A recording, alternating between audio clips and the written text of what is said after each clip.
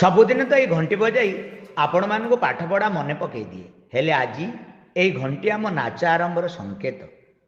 ଠିକ୍ କହିଲ ଭାଇ, ସବୁଦିନ ପିଲାଙ୍କ ପଛରେ ଦୌଡ଼ି ଦୌଡ଼ି ଆମେ ହଇରାଣ ହେଲେ। ଆରେ ଭାଇ, ସ୍କୁଲରେ ତ ସବୁବେଳେ ଇଂଲିଶ ଆଉ ହିନ୍ଦୀ ଶୁଭୁଛି, ଆଜି ଟିକେ ଆମ ନିଜ ମାଟିର ଗୀତ ହୋଇଯାଉ।